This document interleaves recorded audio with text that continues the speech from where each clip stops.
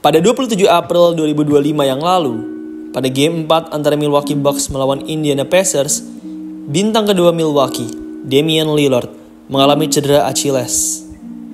Achilles sendiri merupakan salah satu cedera yang parah, khususnya untuk para pemain kecil. Lillard sudah mulai berumur. Lillard telah berusia 35 tahun di 2025 ini. Ia juga tidak terlalu tinggi untuk ukuran NBA, sehingga membutuhkan eksplosivitas dan speed untuk bisa bersaing. Rusaknya Achilles Lillard membuatnya jadi harus kehilangan salah satu senjatanya. Cederanya Lillard tidak hanya membuat Bucks kalah di game tersebut, tetapi juga membuat masa depan Bucks jadi tidak menentu. Belum diketahui kapan Lillard akan kembali lagi, dan kalaupun kembali, tidak ada yang tahu apakah Lillard masih bisa tampil tajam atau tidak. Di sisi lain, bintang utama Milwaukee Bucks, Giannis Antetokounmpo, masih sehat walafiat. Ia mengeluarkan segala yang ia miliki pada serial playoff ronde pertama ini. Namun, rupanya hal tersebut tidaklah cukup.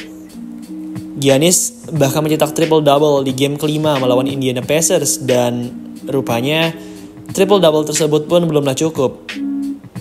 Di game 5 melawan Pacers tersebut, Bucks kalah tragis di babak overtime dengan skor 119-118. Giannis terlihat berbeda usai game tersebut. Banyak orang yang menggosip bahwa game 5 melawan Pacers tersebut mungkin akan menjadi game terakhir Giannis bersama Milwaukee. Apakah hal ini bisa saja terjadi? Mengapa hal ini bisa sampai terjadi? Sebelum kita menyelam lebih dalam ke videonya, buat kalian yang pengen bikin jersey basket custom, maka EZ Sportwear jawabannya. Di EZ Sportwear, kalian bisa bikin jersey satuan maupun dalam jumlah banyak. Kalian juga bisa minta tolong admin EZ untuk bantu mendesain jersey basket kalian supaya sesuai dengan keinginan dan selera kalian. Teman-teman juga bisa loh beli jersey basket NBA yang tersedia di Tokopedia dan Shopee mereka. Tunggu apa lagi? Segera cek EZ Sportwear di marketplace kesayangan kalian. Di sepanjang karirnya, Giannis hanya pernah bermain untuk satu tim di NBA, yaitu Milwaukee Bucks.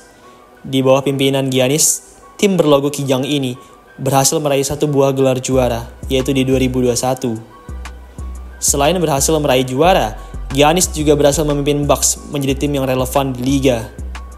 Semenjak 2018 sampai sekarang, Bucks belum pernah sekalipun meraih kemenangan di bawah 45 kali. Mereka selalu menjadi top teams di masa prime-nya Giannis.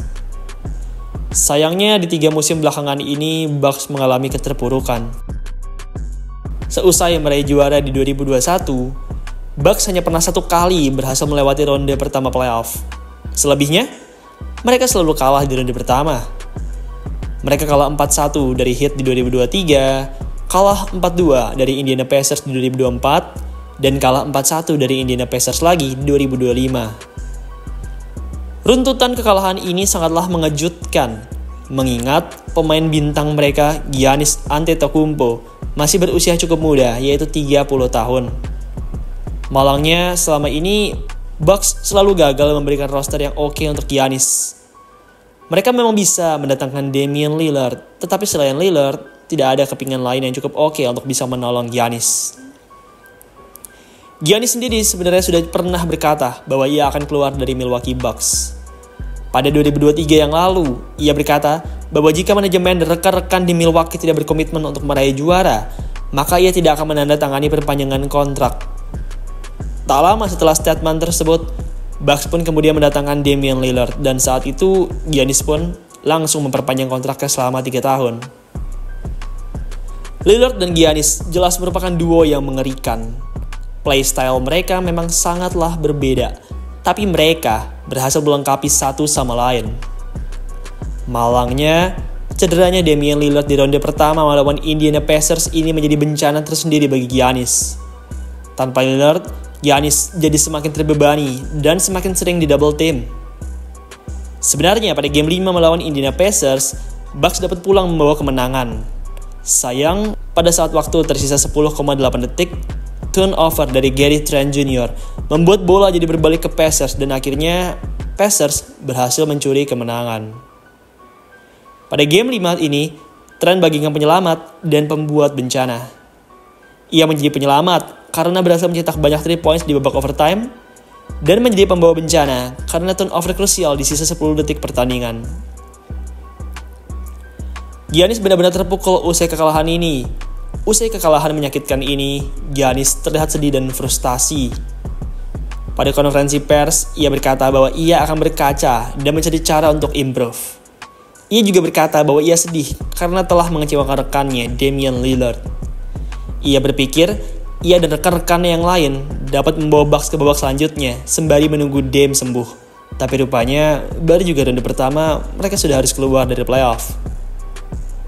Giannis sendiri sebenarnya tampil luar biasa di game 5 ini. Ia mencetak triple-double legendaris, yaitu 30 poin, 20 rebound, dan 13 assist. Namun sayang, turnover krusial dari Gary Trent Jr. serta layup cantik dari Tyrese Haliburton membuat mimpi Giannis jadi terkubur di bawah tanah. Kekalahan dari Pacers ini menjadi kekalahan ketiga beruntun Bucks di ronde pertama.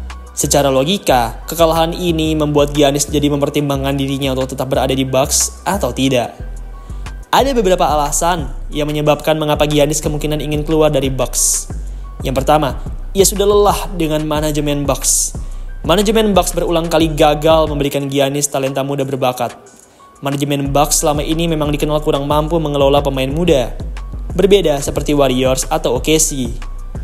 Mereka juga beberapa kali melakukan pergerakan yang cukup sensasional, seperti misalnya memecat pelatih Mike Budenholzer, men-trade Jrue Holiday, hingga men-trade Chris Middleton demi mendapatkan Kyle Kuzma. Kini, Milwaukee Bucks bisa dibilang sedang berada di no man's land. Lillard, yang seharusnya menjadi bintang kedua, saat ini tengah mengalami cedera Achilles. Entahlah apakah Lillard akan bisa se-eksplosif dulu atau tidak. Terlebih, Lillard mendapat cedera ini di usia yang cukup tua, yaitu 35 tahun. Bucks juga punya masa depan yang bisa dibilang suram. Mereka tidak punya first round pick di draft 2025 mendatang. Mereka baru punya first round pick lagi di 2026. Namun, di 2007 dan 2029, mereka lagi-lagi tidak punya first round pick. Mereka juga tidak punya pemain muda yang mentereng. Pemain muda mereka saat ini hanyalah pemain sekelas Tyler Smith, Chris Livingston, atau Andre Jackson, yang mana bukanlah pemain muda yang saat ini punya nilai potensial. Beberapa pemain kunci Bucks seperti Brook Lopez, Kevin Porter Jr., Taurean Prince juga akan memasuki pasar bebas agen, membuat situasi Bucks jadi semakin tidak menentu. Bucks kini semakin jauh dari kata juara. Dengan roster yang ada, akan sulit bagi mereka untuk bisa berjalan ke Piala Larry O'Brien. Giannis sendiri juga berkata bahwa ia ingin mendapatkan cincin juara lagi, namun melihat kondisi Bucks yang seperti ini akan sulit baginya, apalagi ia harus bergerak cepat sebelum usianya semakin tua. Di sisi lain, Milwaukee Bucks juga pastilah harus bergerak. Mereka kehabisan first round pick. Jika mereka sampai kehilangan Giannis di free agent, maka mereka akan menjadi tim dengan penuh kekosongan.